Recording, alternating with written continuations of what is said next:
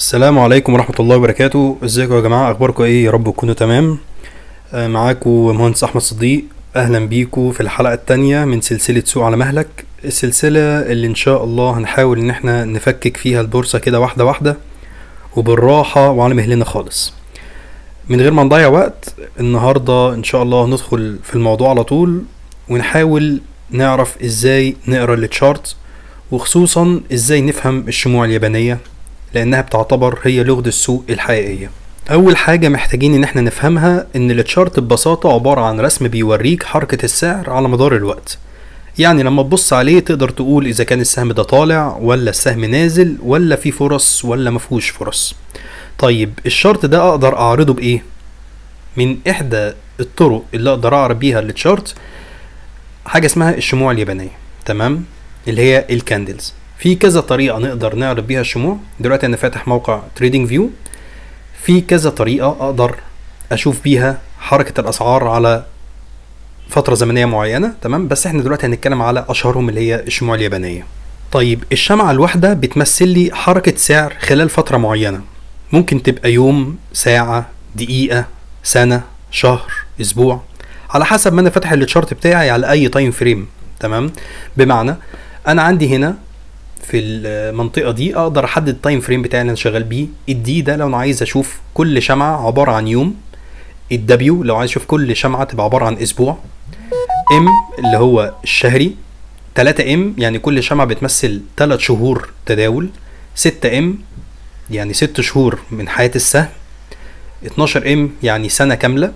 وفي كذا اوبشن تاني لو انا شغال في الانترا داي، لو انا شغال خلال اليوم اقدر اشوف كل دقيقة، كل شمعة دقيقة اخبار سعر السهم ايه، بيتحرك ازاي، 5 دقايق، 15 دقيقة، 45 دقيقة، ساعة، 4 ساعات.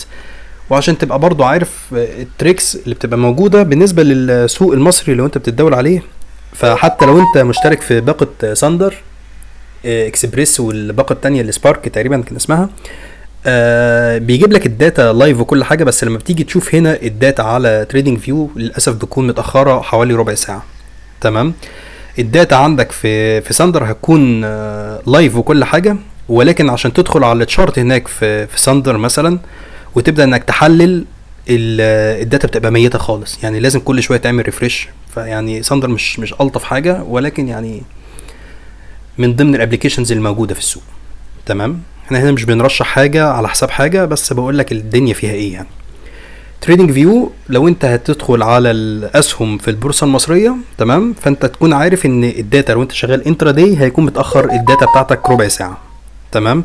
انما لو انت داخل راجل لونج تيرم او راجل انفستور فمش هتفرق معاك، فرق السعر ده هيبقى كلام فاضي يعني، تمام؟ طيب بالنسبة دلوقتي عايزين نشوف بقى الشمعة اللي احنا بنتكلم عليها دي، اللي هي ممكن تعتبر دقيقة او 5 دقايق او ربع ساعة او سنة او اسبوع، دي بتمثل ايه؟ لو نبص كده للشارت بتاعنا، فانا دلوقتي فاتح شارت سهم شركة ايجال، تمام؟ اللي هي ايجيبت الومنيوم، اللي هي مصر الالومنيوم، تمام؟ وقلنا السايت ده اسمه تريدنج فيو، من اقوى المنصات للتحليل الفني. انا مختار دولة مصر، مختار الستوكس كاسهم، تمام؟ ودي ايجال ظهرت لي اهي ان هي موجودة فين؟ في الاي جي اكس، المؤشر البورصة المصرية، تمام؟ طيب الشارت بتاعي عبارة عن واي اكسس، ده بيمثل حركة الاسعار، التغير في سعر السهم، والاكس اكسس بتاعي هو عبارة عن الزمن، زي ما احنا شايفين سنة 2021 والشهور بتاعتها 2022 2023 24 25. دلوقتي انا فاتح التشارت المانس. يعني ايه فاتح التشارت المانس؟ يعني انا عايز اخلي البرنامج يعرض لي كل بار عبارة عن شهر. يعني لو وقفت على البار ده، تمام؟ فده بيمثل لي شهر اكتوبر كله، ساندي 1 اكتوبر، تمام؟ يبقى بدأ في شهر اكتوبر 2023. البار اللي بعديه هيكون نوفمبر، ايه اللي حصل في سعر السهم ده خلال شهر نوفمبر. بعد كده ديسمبر، اللي حصل في شهر ديسمبر. بعد كده يناير، اللي حصل في شهر يناير 2024، وهكذا فبراير 2024 وهكذا. احنا في اخر بار دلوقتي اللي هو ايه؟ شهر جون 2025، اول يوم احنا في الشهر دلوقتي، تمام؟ فده الرينج بتاع التداول للشهر ده، بدايته اهو لغاية ما يخلص الشهر ده ان شاء الله تكون الشمعة دي خلاص خلصت، اكتملت، تمام؟ هنا لو نلاحظ البار الموجود بالاخضر ده بيعبر لك عن ايه؟ بيعبر لك ان البار ده هيخلص كمان قد ايه.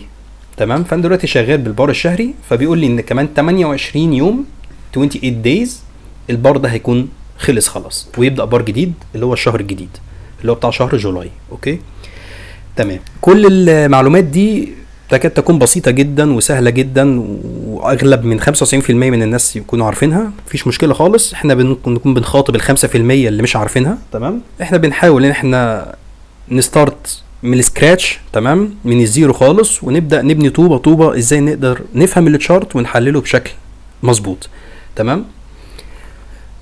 البارات الشموع اليابانيه دي ما هي الا 3 انواع: جرين بار، شمعه خضراء، وريد بار، تمام، وبار بيكون ملوش لون. تمام. زي مثلا البار اللي قدامنا ده مثلا. دلوقتي انا غيرت التشارت، فتحت كفر الزيات، تمام، علشان نشوف بس البار اللي من غير الوان. فانا معايا بار ريد، معايا بار من غير لون، ومعايا بار جرين. البار الجرين ده بيبقى عباره عن ايه؟ احنا افترضنا ان احنا دلوقتي فاتحين شمعه الايه؟ الشهر. تمام. فاعتبر ان كل بار من ده عباره عن مزاد او مناقصه. تمام. بيكون في عندي سعر افتتاح، والاسعار بتطلع وتنزل خلال جلسه التداول دي لغايه ما تنتهي الجلسه، وبيكون ليها سعر اغلاق. تمام. فانا دلوقتي لو عندي بار زي ده، فهشوف ان سعر الافتتاح بتاعه بالنسبه للبار الجرين بيكون هو ده سعر الافتتاح بتاعي، وبيكون هو ده سعر الاغلاق بتاعي، وبيكون ده اقل سعر وصل له السهم خلال جلسه التداول اللي هي هنا بتعبر لي عن شهر كامل، ودي هو اعلى سعر وصل له السهم خلال الشهر ده. تمام. البار الجرين يعني ايه؟ يعني انا فتحت بسعر معين، تمام، وقفلت الجلسه على سعر اعلى من سعر الافتتاح. يقول لي فيها الاو اللي هو الاوبن برايس بتاع البار، الاتش الهاي برايس، ال اللو برايس للبار، السي الكلوز برايس اللي هو سعر الاغلاق، وده يعني في كام جنيه زياده عن اغلاق اليوم اللي قبله او البار اللي قبله، سوري. تمام. لو انا بتكلم هنا على شهر، فانا بتكلم على فرق السعر ما بين اغلاق الشهر ده وما بين اغلاق الشهر الايه اللي قبله. دي 6.19 اللي هو النسبه دي عباره عن كام في المية؟ يبقى دي عباره عن كام من الجنيه. تمام. الجنيه المصري اللي احنا شغالين دلوقتي باسهم بورصه مصريه، ودي بتمثل ايه؟ كام في المية من الايه؟ من الجنيه. فاحنا لو جينا برضو نتاكد من البار ده، تمام، فان البار ده عندي مكتوب كام؟ مكتوب 6.59. لو انا جيت اشوف المسافه كده ما بين البار ده كده الاغلاق بتاعه وما بين البار ده كده، تمام، فالرقم بتاعي مظبوط اللي هو 6.59. تمام. طبعا انا محتاج ان انا ازوم عشان الدنيا ايه تبقى الرقم مظبوط بالظبط يعني. تمام. طيب ده كده بالنسبه للايه؟ للجرين بار. طيب بالنسبه للريد بار، الريد بار هو العكس. انا بيكون عندي سعر اغلاق الشهر، لو انا شغال على البار الشهري الام، فاتحين الام، فانا عندي سعر الاغلاق بتاعي بيكون اقل من سعر الافتتاح لنفس الشهر. تمام. وممكن يكون ليه لو زي ما احنا شايفين كده، في خط كده بسيط نزل. تمام. يعني في اقل سعر وصل له السهم في الشهر ده، وفي عندي ديل كده اهو الخط ده اللي هو اعلى سعر وصل له السهم. اي بار زي ما اتفقنا بيكون ليه بادي وبيكون ليه تيل. تمام. التيل ده بنسميه شادو او ديل. تمام. ففي عندي في ابر تيل او ابر شادو او الديل العلوي، وفي عندي اللور تيل او اللور شادو او الذيل الايه السفلي. ده بيعبر عن ايه؟ بيعبر عن ان انا ابقى عارف السعر اتحرك قد ايه من مستوى الافتتاح ومن مستوى الاغلاق. تمام. هل الديل ده طويل ولا قصير؟ ايه فايده الكلام ده؟ كل الكلام ده ان شاء الله هنشرحه قدام واحده واحده. تمام. احنا دلوقتي بس الف ب في قرايه الشموع. تمام. وده جسم البادي او الفرق السعري ما بين الافتتاح والاغلاق. تمام. ما بين الافتتاح والاغلاق ده جسم الشمعه. تمام. ده البادي بتاع الشمعه، ده البادي بتاع الشمعه اللي هو اللون. تمام. اما اللاين ده عباره عن الايه، عباره عن الشادو او الايه او التيل. تمام. ده الابر شادو، ده اللور ايه شادو، ده الابر تيل اهو. تمام. ده الابر تيل، ده الابر تيل، وده البادي بتاعي الريد بادي، الريد بادي، ريد بادي، جرين بادي، جرين بادي. تمام. طيب بالنسبه لبار زي ده، النوع الثالث من البارات اللي هو ما يكونش ليه لون. تمام. ده بيكون سعر الاغلاق هو سعر الايه، سعر الاغلاق بيكون هو سعر الافتتاح. بنحاول ندور دلوقتي على بار زي ده اهو مثلا. تمام. لو نبص للارقام المكتوبه فوق هنلاقي ان الاوبن بتاعه عباره عن 1.044 والكلوز بتاعه نفس الكلام 1.044. تمام. يبقى ده الاوبن برايس بتاعي هو الكلوزنج برايس. نفس الكلام البار ده الاوبن برايس هو الكلوز برايس. تمام. ولكن لو جينا نشوف بار زي ده الاسعار فيه مشيت ازاي خلال الشهر ده، فهنقول ان السعر تم افتتاحه هنا. تمام. بعد كده اللي حصل في السهم ايه، اللي حصل في السهم ان السعر نزل جاب المستويات دي، وبعد كده ما قدرش ان هو يغلق هنا، بالعكس ده السهم طلع تاني فوق. ممكن يكون طلع كتير شويه لغايه ما وصل للسعر ده، وما قدرش يقفل هنا برضو، وهبط شويه ونزل وقفل السعر هنا. هل ممكن يكون في سيناريو تاني حصل خلال الشهر؟ بس ده هنشرحه قدام ان شاء الله، ازاي نبدا نفهم ايه اللي حصل جوه الشهر ده. تمام. لان واحد ممكن يقول لي لا طب انا ممكن يكون السهم بدا هنا افتتح هنا، وبدل ما ينزل الاول هو طلع الاول. تمام. جاب الاسعار دي وبعد كده نزل جاب المستويات دي، بعد كده طلع تاني جاب المستويات دي تاني مره، بعد كده نزل تاني وقفل. هقول له صح برضو مفيش اي مشكله. تمام. طول ما انت فاتح البار نفسه. تمام. فانت مش شايف ايه الحاجات اللي حصلت جواه.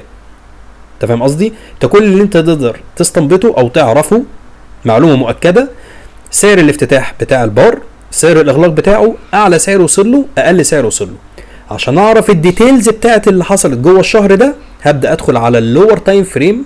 ما الشهر ده عباره عن ايه؟ عباره عن 4 اسابيع، يبقى اقدر اشوف البار ده عن طريق ايه؟ 4 بارات جواه.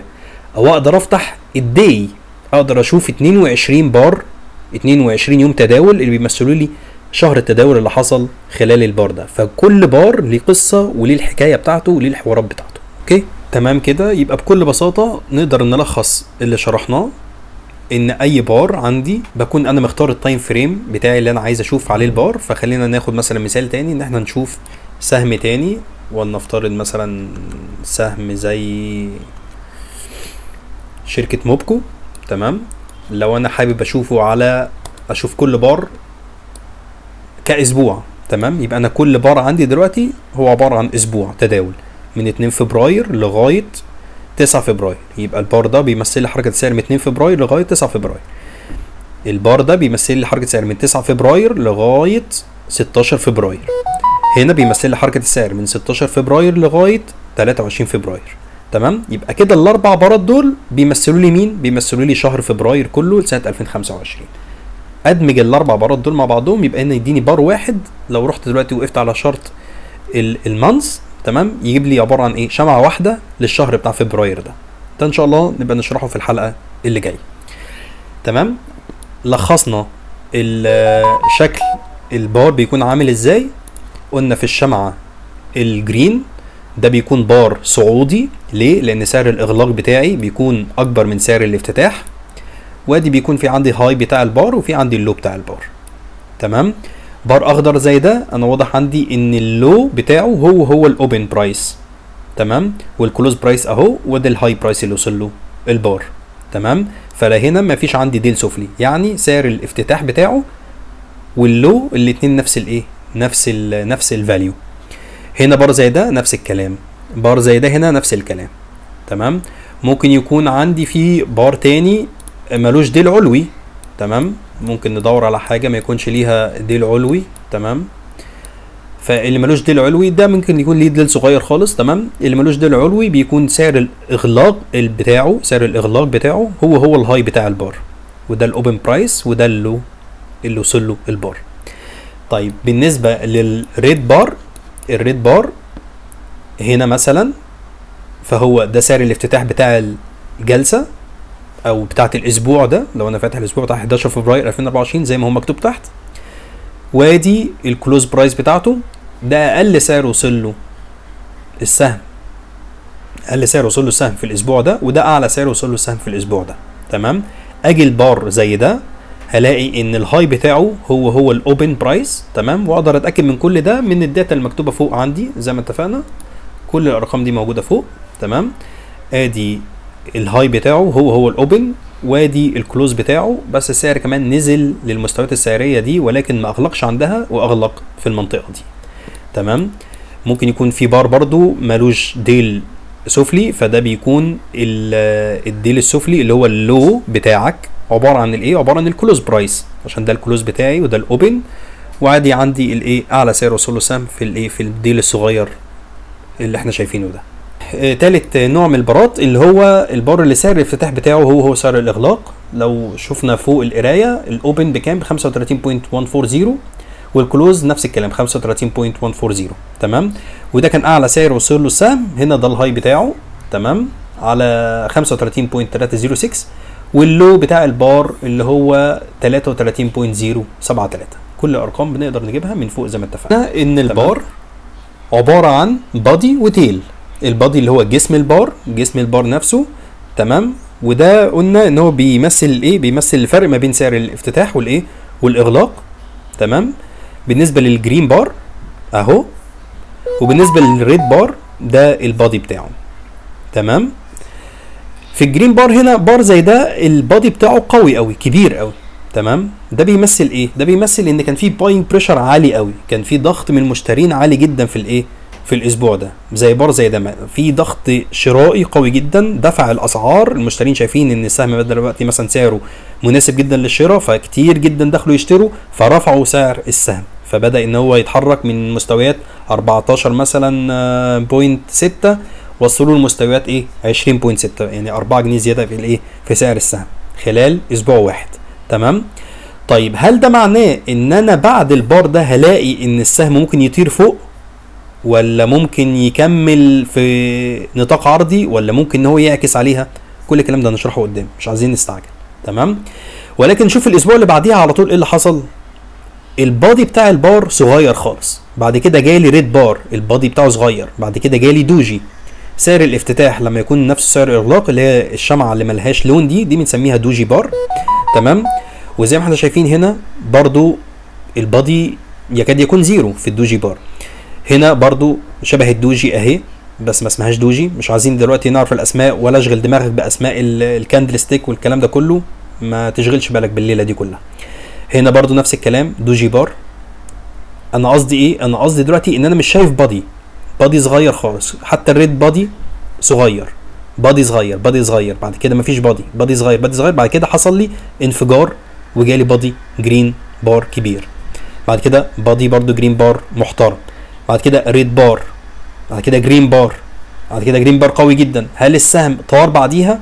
لا، هو طار بعديها شويه، بعد كده نزل وقفل هنا. تمام. فكل بار زي ما اتفقنا ليه القصه بتاعته، ليه السيناريوهات بتاعته، ليه الفيلم الكامل اللي حصل جواه، وده اللي هنبدا ندخله بالتفصيل ان شاء الله الحلقات اللي جايه. كده احنا اتكلمنا عن البادي بتاع البار.